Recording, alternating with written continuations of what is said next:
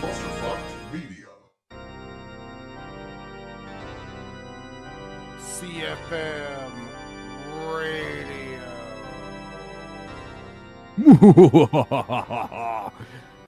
Feeling the October spirit here on October 9th. Back for another Wednesday of video game music and news. Indeed, it is Wednesday, my dudes. I am your host, Vector, and with me, as always, is our best DJ, Benham, a.k.a. Drix. Drix, how are you? Dude, I'm doing pretty good. Still dying a lot in Neo, doing a little bit of farming in Harvest Moon on my Switch, and we're coming at you live from inside Ganon's castle for the Ocarina of Time by the fabulous Koji Kondo. Absolutely, like you said, just in time for that October Halloween spirit to kick in. And you know what? Mm-hmm. If you haven't been following CFM on our socials, right here on YouTube, over on Twitch, we had a lot of gameplay going down this week. Monday, we had a surprise Mother Monday. It was Madness Mother Monday. 3 Mother Mondays in a month? Oh my god. Already? That's insane. We had a little bit of stream troubles on Tuesday, and I'm gonna admit it was a little bit of a dull stream Tuesday. First of all, first whole quarter of the stream chopped out. I was live for about two-ish hours, 2 hours and change, and then partway through the other half of the stream, it just kind of started chopping up. And then on top of everything, it just wasn't very eventful. We didn't get the cards we needed to challenge our next opponent in the main campaign. It just didn't work out for us. So you know what? That's on me. I gotta go do some, some research on who dropped some what card cards. sleuthing. Yeah, some card sleuthing on who drops what in Yu-Gi-Oh! Forbidden Memories, because I gotta get this show on the road. Yeah, no, I trust your instincts. You know your way around Yu-Gi-Oh! And the special treat that is the Egyptian Forbidden Memories time-traveling card game. Drix, I thought I had a solid strat, and you know what? Again, sometimes I do, but every so often it just chokes up, and I'm like, bro, what the fuck? It's just difficult to get something consistent. And honestly, when I think about it, I need to just zero in on dragons, and I just need to figure out who drops them the most consistently. Come on down to the dragon farm. Indeed. Eggs for everyone. Very much so. But you know what, Drix?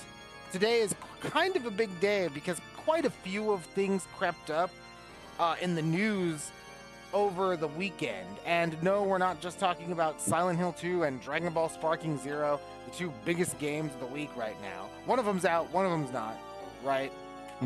Exciting as that may be. Indeed. And so we're going to jump right into the gaming news. Gaming news. With, it's getting Phil Spencery up in here with Ubisoft because they're back in the news. Okay, yeah, is that like a 2-week combo here? Yeah, yep, 2-week combo for Ubisoft. And we got something, we had leaks, the Guillermo family, the founders of Ubisoft, talking to Tencent, maybe talking about a buyout, maybe talking about going private. Who knows? Those are just rumors, though. Right? Meetings are happening. The meeting industrial complex continues. But one thing that we know for certain is they just can't stop running headfirst into trouble, because here it is from MP First. The headline is, quote, Ubisoft facing lawsuit over allegations. Online store and Ubisoft Plus shared customer info with Meta. Yeah. Goes pretty well with the scary music, because we might be talking lawsuits. Absolutely. And you know what?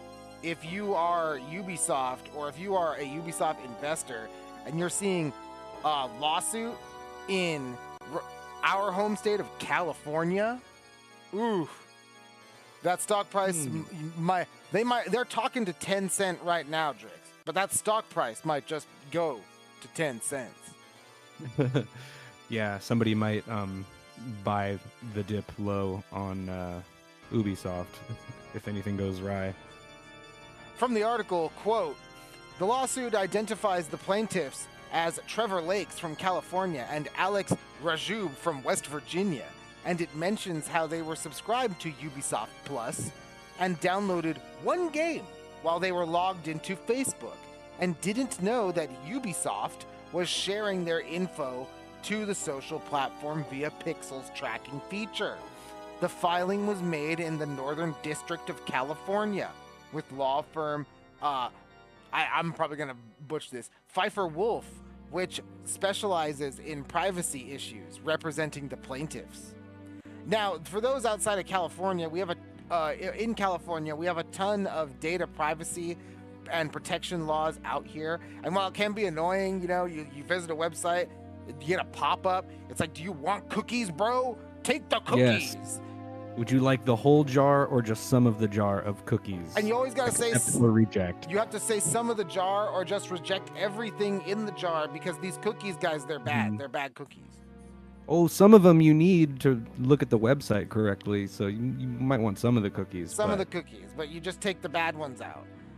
Mm-hmm. So, but that's one of those things. If you're not doing that, you're not complying with the law down here in California. And reading further, quote, for those not familiar with Meta's pixel tracking tool, it's an analytics tool, that helps measure how effective Facebook ad campaigns are by monitoring the actions people take on a specific website. This tool can track page views, product views, adding to cart, starting checkout, purchases, etc. And this isn't the first time Meta's Pixel has been the target of lawsuits either.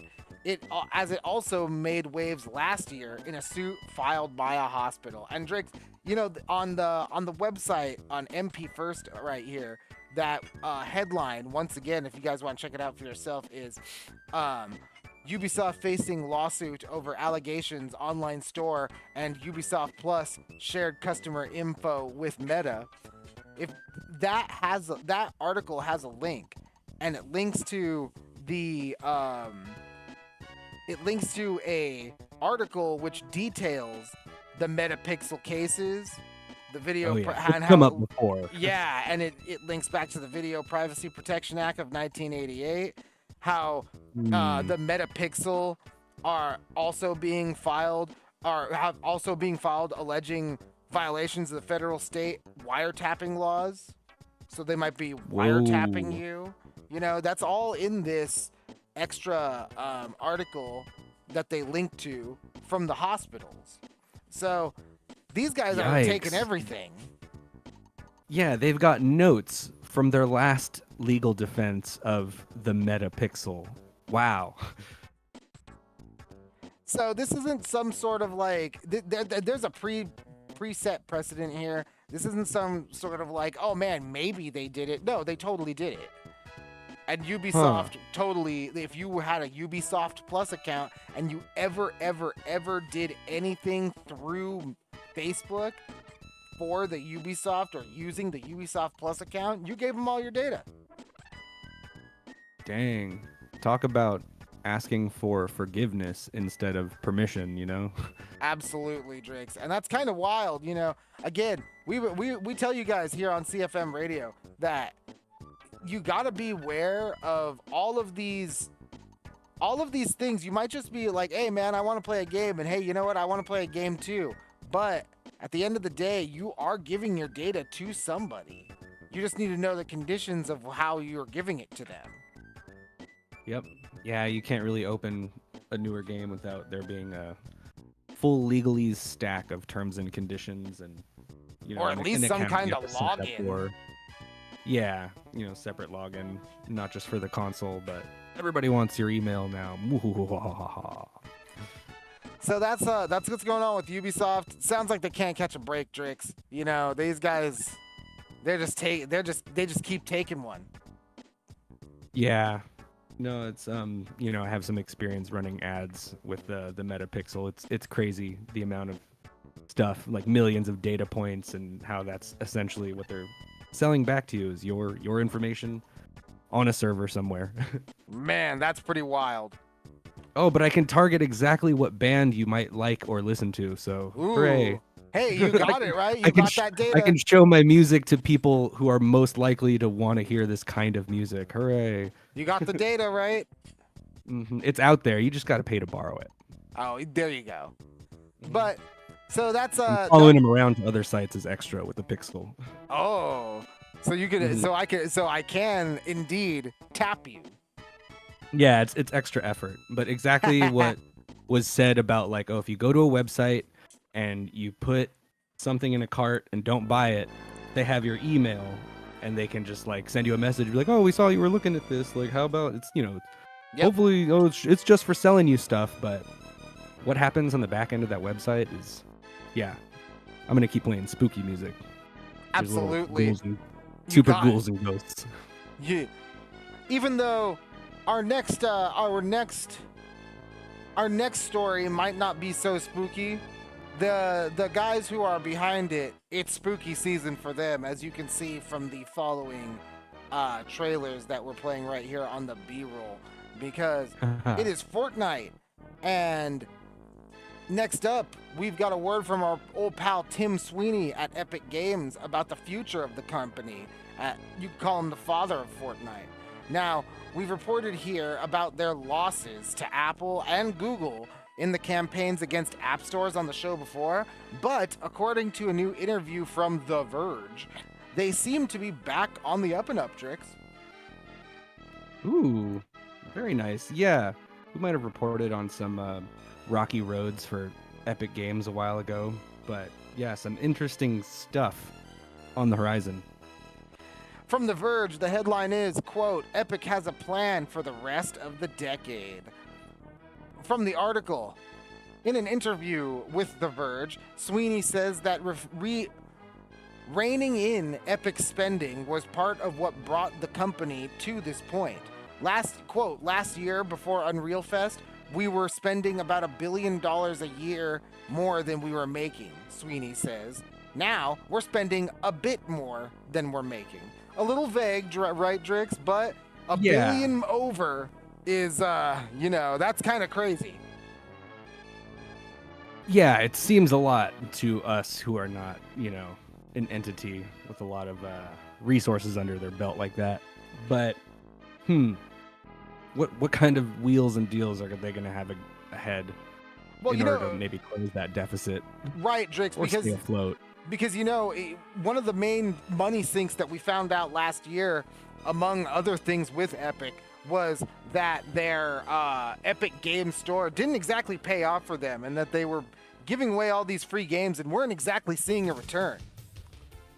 Yeah, I mean, it's tough out there being, Steam's biggest competitor, I guess, other than, I don't know, what used to be iTunes, the App Store, especially in the mobile world, since Steam doesn't really touch that, if you're not on a Steam Deck, that is. So diving deeper, Sweeney elaborates on the future of Unreal Engine and for their plans for Unreal Engine 6. Quote, Unreal Engine 6 is meant to let developers, quote, build an app once and then deploy it as a standalone game for any platform, Sweeney says. Developers will be able to deploy the work that they do into Fortnite or other games that, quote, choose to use this technology base, which would allow for interoperable content.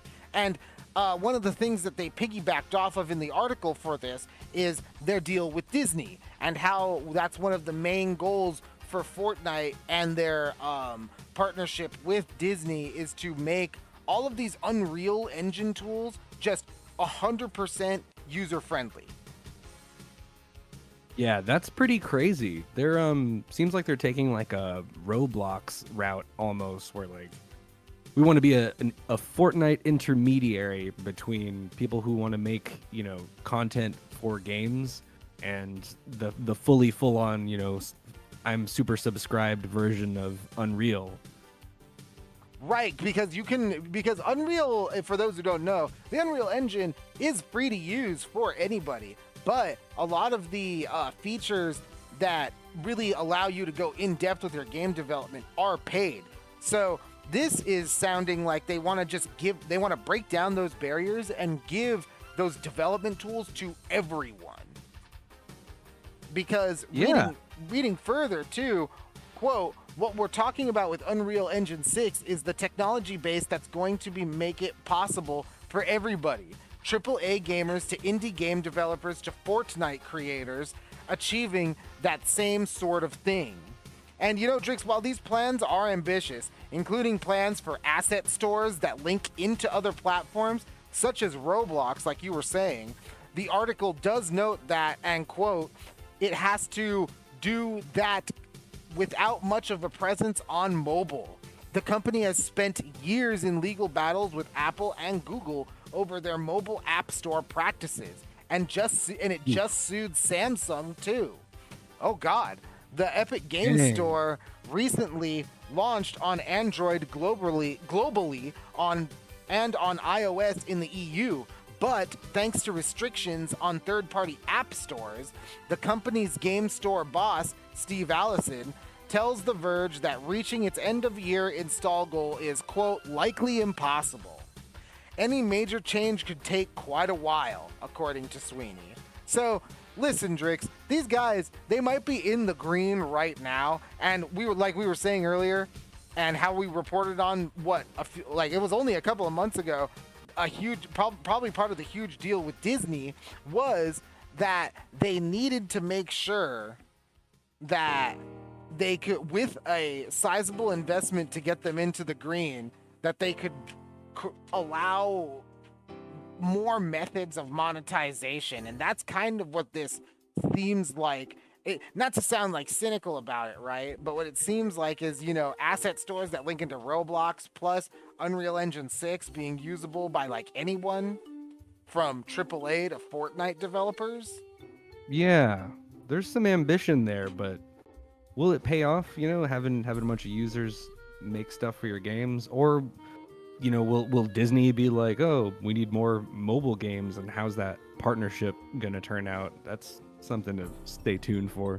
Not only that, Drix, I would also say that, Unreal Engine 5 is used in Disney productions right now. Action shots in The Mandalorian, some of them are done in Unreal Engine.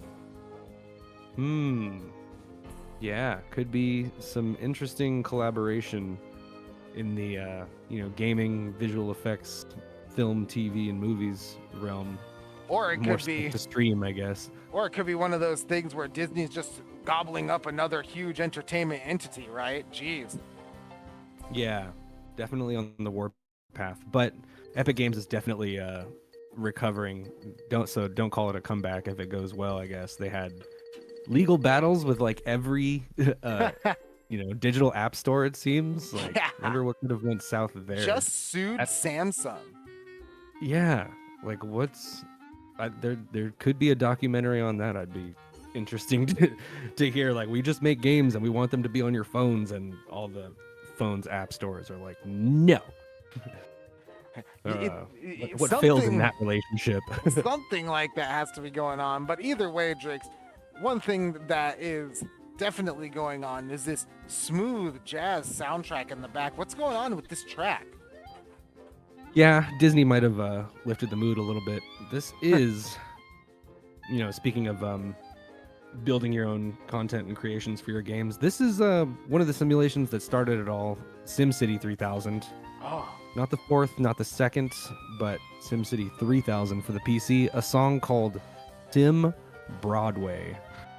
Sim Broadway, here we are, CFM Radio. It is Wednesday, everybody.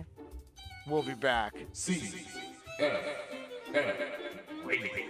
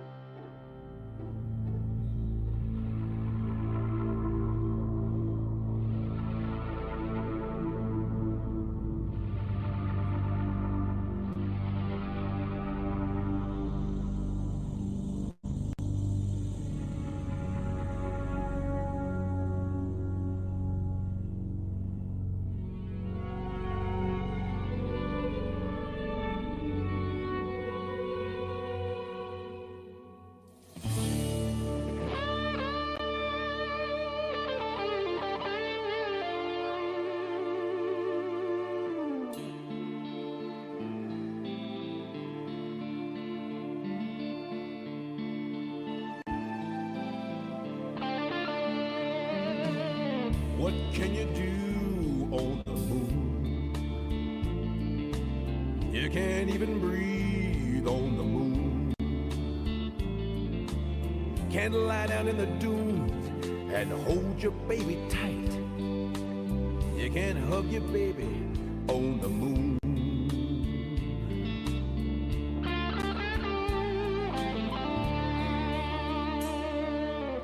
What can you do on the sun? You'd be burned to blazes on the sun. In the darkness with your love, trembling in the night. That could never happen on the sun.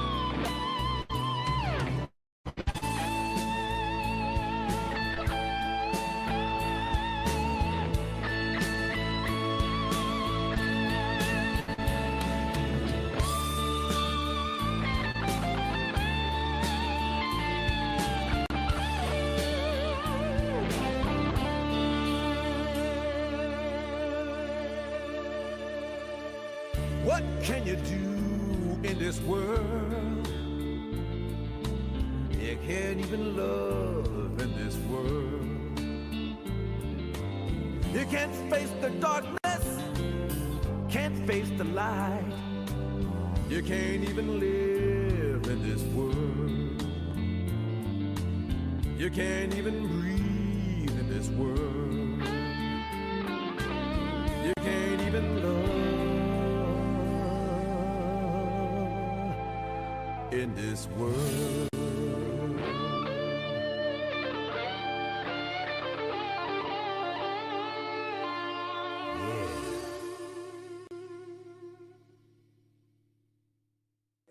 CFM Radio. CFM Radio, we are back. We're back and we're live. That was a song called In This World from the game Mr. Bones for the Sega Saturn, featuring a blues artist by the name of Ronnie Montrose. Pretty good. Yeah. The Sega Saturn had a lot of really, well, I don't know about strong. I guess your mileage may vary, but your Risky. Risky. And Took a lot of risks. Ambitious. Vocal soundtracks for a lot of games. It's actually surprising when you play or go through the Sega Saturn discography and realize how many of these games have vocals or vocal tracks in them, and there's a lot of them. Like Burning Rangers, Sonic R, a lot of cool stuff. It's my job to go through those crates and play the hits, and man, In This World from Mr. Bones is one of them. Absolutely. And you know what? But Drix, enough about the We got a little old Doom stuff. 2 going on right now. We have Final note. new games to talk about. Boy, do we have new games to talk about. This is sheesh. New release, real full of hits, guys. We've already had a few that have been released, such as the Silent Hill 2 remake, but we've got more to talk about, Drix, because I gotta tell you, the 11th is a big day. Yeah. Not just the big spooky game that we already got. If you're a Silent Hill fan, you're probably already playing that. First up, we're going to start things a little bit slow, and we've got a little game called Europa. Yes. It's a certain kind of person who I really appreciate that enjoys 4X grand strategy staring at maps and spreadsheets, the likes of Europa. Right. This is a little bit different, though, because from the Steam page, quote, on the moon Europa, a lush terraformed paradise in Jupiter's shadow, an android named Z sets out in search of answers.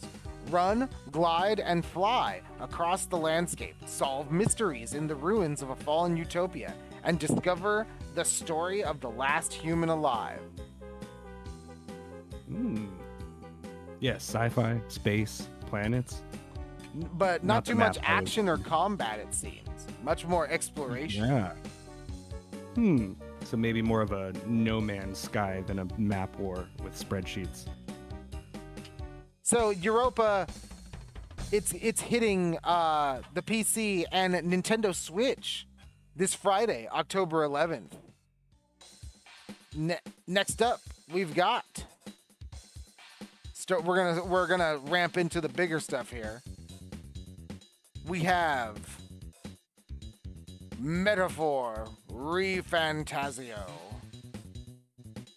Yeah, Square Enix fans rejoice. I think this is one of the last compositions of Nobuo Uematsu. Really? The composer of Final Fantasy fame. I think this was I think it's the latest in his soundtrack work.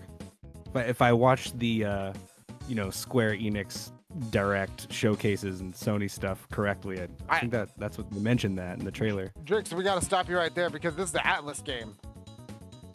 Oh, never mind. This is the Persona fellas. Dude, I'm like that's two strikes. All right. Read the news.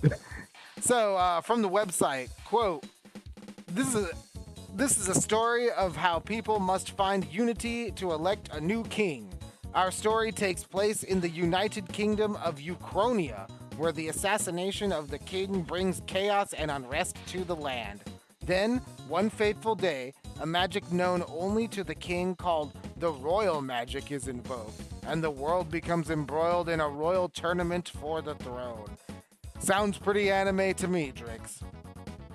Yeah, no, you're right. This is the Persona lookalike from Atlas. I'm getting it twisted with whatever. I'm thinking of the one where you twist your spells around when you take turns and stuff. But no, this has the Persona art style and everything.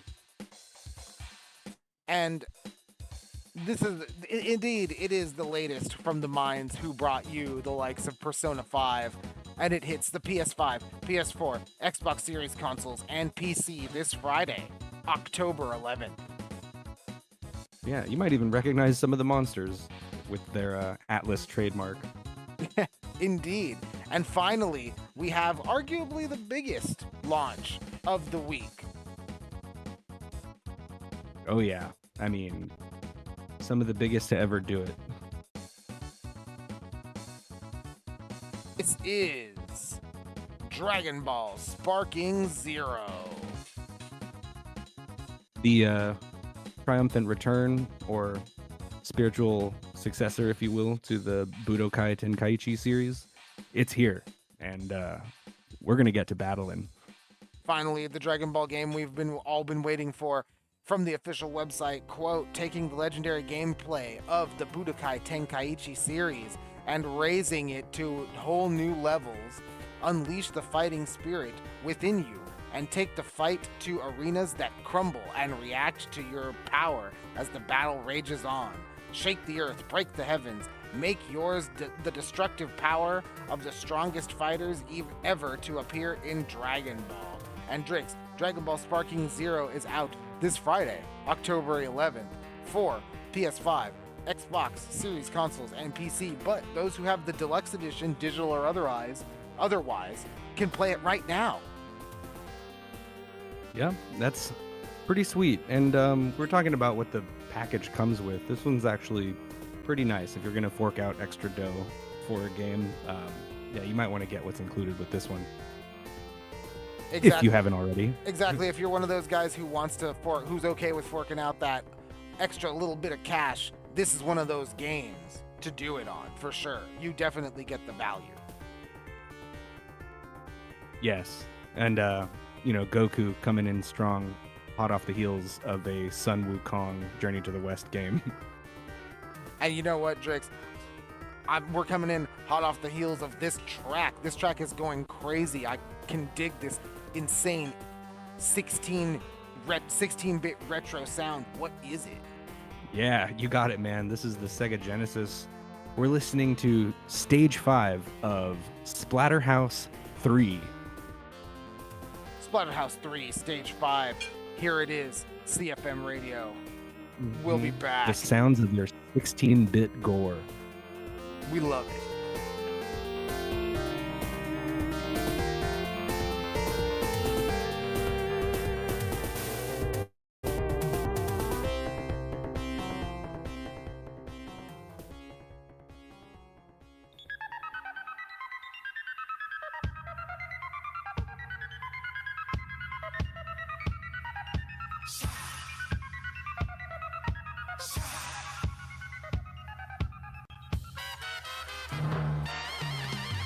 はいいのさ全てを忘れて一人残った傷ついた俺がこの戦場で後に戻れば地獄に落ちる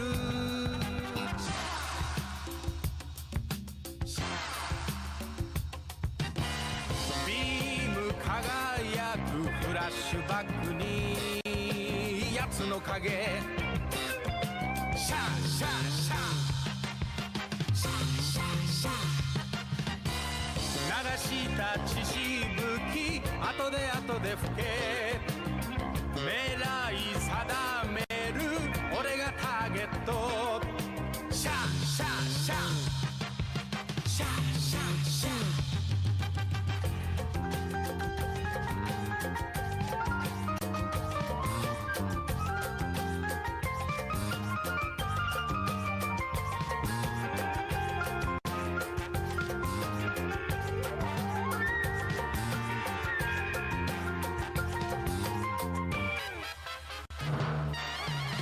今はいいのさ全てを捨てて一人残った屍の俺がこの戦場でもがき苦しむ地獄の炎を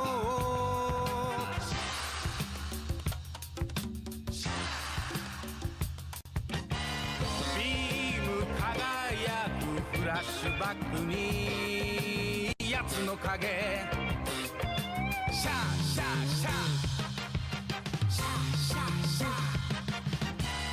一人で死ぬかよ奴も呼ぶ狙い定めるシャーがターゲットシャーシャーシャーシャーシャーシャー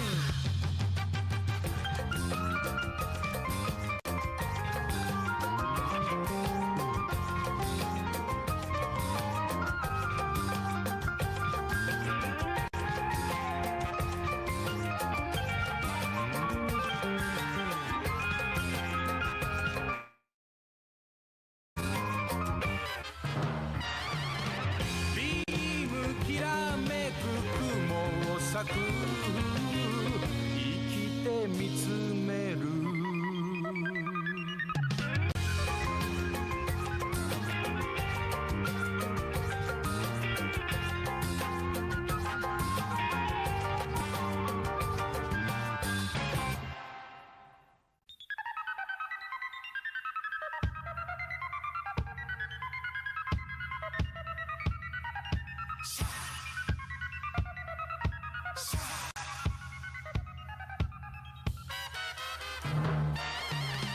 今はいいのさ全てを忘れて一人残った傷ついた俺がこの戦場で後に戻れば地獄に落ちる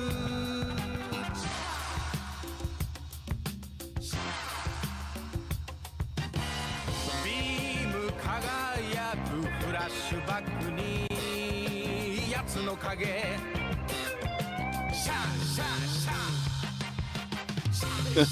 ャーBut it's bad. But no, but it should though. And you can't stop me. Like, unless you fight in a war.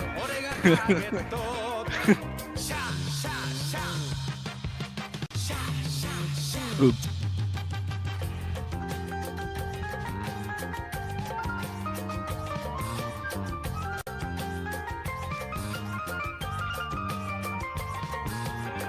talking about the Star Quattro Zex complex while listening to Gundam.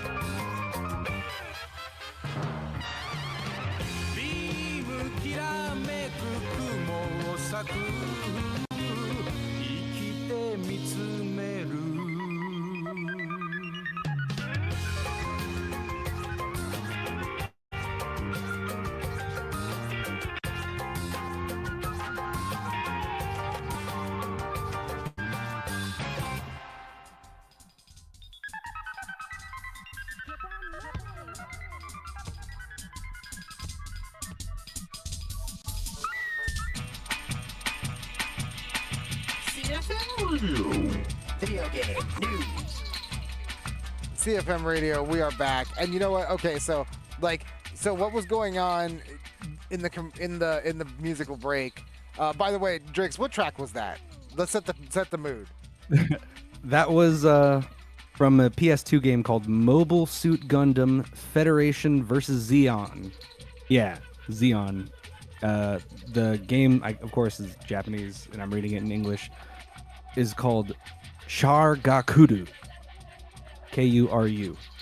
And there you have it. And you know, we were talking about like you might have mentioned it, or you might have heard mentioned it, under the music, where you know, the Char, Zex, what is it? Quattro, Vegeta, like that dynamic, blonde right? hair, hidden face, bad guy. And yeah, so like we were talking about it. We were like, okay, so like Zex is like arguably like the worst one, right? Because he's just kind of a dude who's like, you know what, war should just like happen. And like you kind of can't disagree with me unless you've been in a war. And you're like, wait a minute. And like, because like you think of like Char, he's like, well, you know, like I have like my own like ideal. And you have like Quattro, and he's like, I fight for like the people. And it's like, no, Zex is kind of like, I just want war, bro. War is an inevitability, and you can't disagree unless you've been in a war. And it's like, bro, what? You can't fight me unless you fight in a war. And I don't want to feel good, I want to feel evil. Literally takes like a guy, hero, who's like, I don't give a fuck who you are, and just kills him. So you want to fight? Okay, cool. You want to use like the most powerful mobile suit ever conceived? All right, great. Have fun. War crimes for Let's the children. go. Epion. Yep. But what a franchise. But you know, so you might be like, wow, Gundam, right? But so, Drix, I would argue that a lot of the best Gundam games are single player. And yeah. We don't have arcades like they do in Japan. And you know, finally to end the night off, Drix, we have a new study from the folks over at the media research firm. And they released an interesting report last month, at like the tail end of last month. Gather around, kids, for a gaming sociology class. Indeed, because the title is, quote, the title of the report from Media Research is, quote, the single player opportunity. And all right, guys, the report itself is a bit exclusive. You can't. Not anyone can just go in and grab a copy of this report. You kind of have to fill out a form, and I didn't get the report in time. So, talking but about exchanging data on the internet, But talking about exchanging data, we can see some figures that are floating out there from various gaming outlets and resources that have seen it. And fellas, the results are in. Because first we have Game Rant with their article titled, quote, "Survey shows single-player games are still extremely popular." Now we've got the math to prove it. Getting into the meat of it here, like just cutting right to the heart of it, quote, "Media's study notes that games like Fortnite and Roblox are exceptions to the rule of the live service games gold rush, referring to the situation as a zero-sum game. It's clear that many companies want to chase the success that those games seem to have set a standard for. Despite this, there are plenty of examples why that chase is not always worth the trouble. Concord is a notable failure because of how many resources were pumped into the game in contrast to how small of an audience it attracted. But media specifically points to titles like Anthem and Babylon's Fall, which some have already forgotten." And it's true, Drix. I was an Anthem player and I played Babylon's Fall. Both of those games, I would argue, especially as someone who played Anthem more than your average bear, they really, it's not these like pain points that you hear mainly publicized. For things like Anthem, it's like things like bad weapon balance, predictable end games, and rewards that just didn't have impact, and encounters and raids that just weren't fun. Like, by the end of my time in Anthem, Drix, I was soloing like 2/3 of the dungeon, like 2/3 of some of those dungeons on like the hardest difficulty. Wow, it became a single-player game anyway, huh? Yep, it became just kind of a single-player game anyway, because honestly, you could math out all of that kind of shit, which got really lame. Wow, talk about unbalanced. Yeah, it was a really, and again, I will say the widely publicized stuff some of the most egregious stuff wasn't really like as bad as people say, but other things like the storyline feeling unfinished, yeah, absolutely. And Babylon's Fall was the same way. Didn't have a lot going for it. When you got into the meat of it, it actually felt kind of unfinished. So there's a lot to say about that going wrong there. And just end it. Write it to the end. Yeah, and beginning, middle, and end. Drix, these figures right here, and we're gonna show where they're supported by a graph that we can show on the screen right now. Just give me 1 second. There it is. If you're watching us live right now, you could see this graph from Media. Sweet bar graph. Yeah. Some good numbers to go over here instead of us just reading everything. That just breaks down. Yeah, there you go. That just breaks down by age demographic, video game consumption habits. And as you can see, the older you get, the more likely you are to play single-player games, to the point where at 25 to 34, you're playing single-player games just as much, if not more, than online PvP games. And 35 to 44, you have pretty much nearly left single-player or online PvP games behind. And you're playing a lot more single-player games. And the figure just goes higher and higher from here. An interesting thing to note, though, is if you actually read this graph, Drix, it doesn't really look like it comes out of nowhere, right?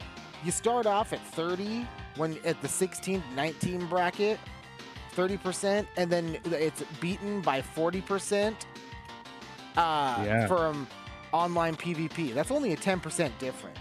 And that difference doesn't widen, it gets more narrow as you get older. So, couch co-op stays about the same until you hit like 55 plus, right? So like, Yeah. if you're not playing 30% of people have friends no matter what age you are. right, exactly. So like people play couch co-op games. There is a small but active audience for it, but it looks like people trade in a multitude of multiplayer games and experiences for more single player experiences, simply because I would estimate that they end. Yeah, as you get older, as people grow up, become adults, have more responsibilities, kids and the like, you can't really always be playing an online game that, takes 20, 30, if you're talking Dota 2, 45 minutes to 90 minutes, no, you can't tend to your families while you're in the middle of a match. Yeah. Not wholeheartily anyway. It's just not a thing. And gamesindustry.biz, they break it down the same way we're breaking it down with this visual aid right here for you. However, an interesting detail emerged from that article. Quote, the report also found that almost a third of those surveyed were motivated to play on their own if they had access to a free demo. Yeah, that makes sense. I mean, culturally, demos are pretty hype. Like, we've done entire videos on just playing a demo, and they're available, especially if you say like pay extra for that PlayStation subscription. Yep. Then you can play like a good hour of any game out there on the PlayStation Store. And we've said it before, Game Pass at the end of the day seems like just kind of a demo machine. Like, it's the full game, right? Yeah. But how many people play the entire game all the time? It's the Netflix of demos.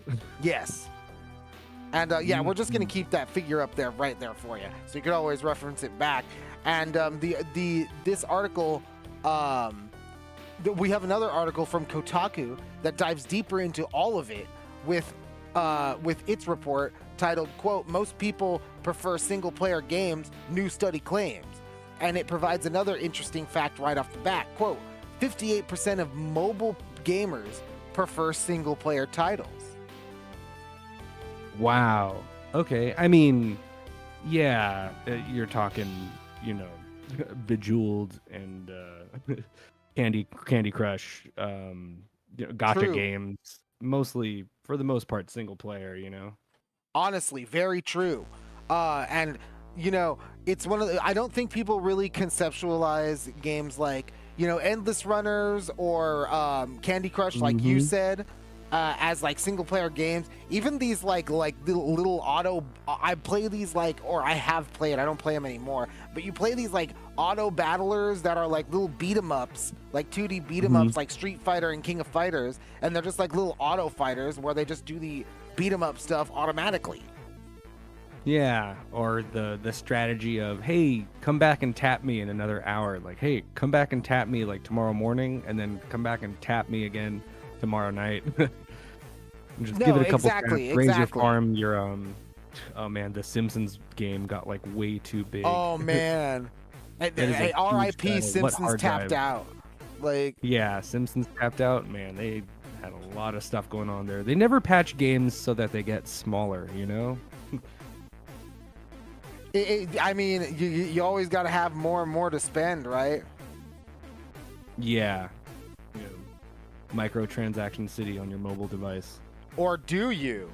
Because this article from Kotaku also zeroes in on why younger players prefer multiplayer games. Quote, media says that younger players were more likely to be able to get friends together regularly to play various live service games, while people 25 and older had busier lives that interfered with multiplayer gaming.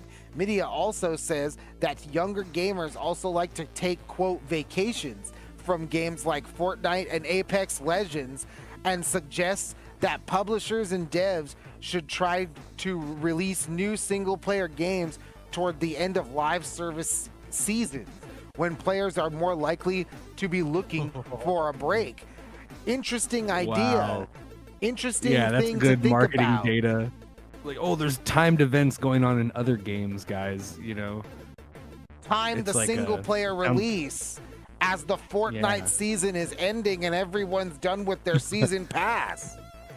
yes. After the Dota 2 International, then release your game. Release your It sounds game. like, you know, it sounds like trying not to have shows in the same genre, like in the same area on the same day. you Yeah. know?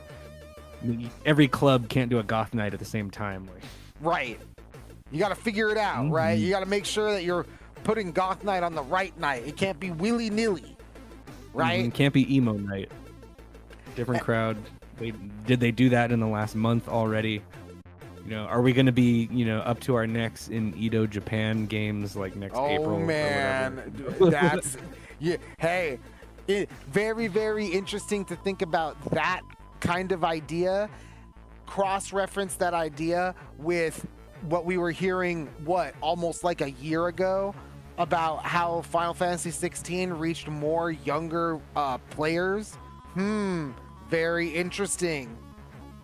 Yeah, you can't just play Fortnite. Sometimes you got to be Clive and somebody from an original idea, you know. Maybe go play your Fortnite skins original game or what have you. Something Sparking Zero like for that. your go-to. Yeah, right. Maybe more and more companies might start approaching Epicgames to get a crossover with Fortnite so that it leads into their new big game. Yeah, play the Disney ball game. Oh boy, here we go. But you know what, Drix? We might need to curb all of that, and developers might want to back off because finally we're going to go back into the original Game Rant article, because the report ultimately cites the dangers of trend chasing in the industry. Quote, Media's research report emphasizes the consequences of trend chasing in the industry as an attempt to replicate impressive sales, calling it an quote, opportunity cost.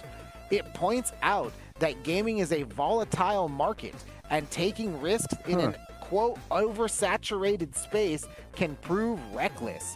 Still, not all single-player games are sure to be hits either.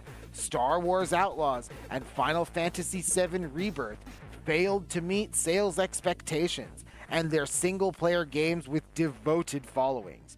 Even if companies choose to make single-player games that a slight majority of consumers would rather play, those games will also be met with tough competition. Drix, I don't know about you, and I agree with you. This is some interesting marketing data. I now realize in retrospect why I couldn't just rip this from the internet, and why I needed to probably shell out, why I'm probably low on the totem pole to get a report like this. You know? No, people, there's you know, if it fell into the wrong hands, this data could be used for anything, really. But hey, Drix, it's like I started off tonight telling you, I backed up in all this. I have 3 different articles for you. We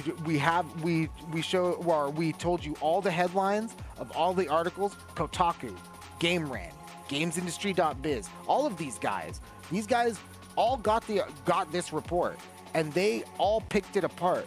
Each one of them offered different takes and gave you different data and different points that were,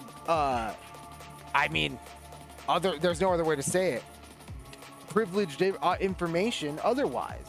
So it's one of those things where, as a consumer, we can take this idea and look at all of the things that we've reported on and all of the movings in the market, the layoffs, the realignments in how these big AAA developers and publishers are thinking about their next moves. And you know what, Drix? Yeah. It's a really interesting thing you brought up earlier with are we gonna have a saturation of feudal Japan coming up here in the near future, because you got Assassin's Creed, you got Ghost of Yotei. It's what else is Did they time it with the Fortnite and the Call of Duty season passes too? You know, Did the they Dota do 2 it? Battle Pass. We might see Wow. something like that. timing is everything in relationships, you know? Like, when do you say this? When do you say that? And when do you put your best foot forward? What time of year are kids not going to be playing their online multiplayer games? When it's vacation time from Apex Legends tricks. When do you take on a new single player experience? You know, maybe over the summer, like when you're not in school, who knows? So, or will you be doubling down in math class? Furthermore, ending with this graph. It's an interesting thing to look at because, again, it looks like people don't. The thing that straight up goes away is PvE experiences. So, like straight up games decline. Like. The first Descendant, I would assume, yeah, I would assume multiplayer games, right? So like the first Descendant, like most of Destiny. Yeah, Destiny. You know, this is one of the, you can see right here.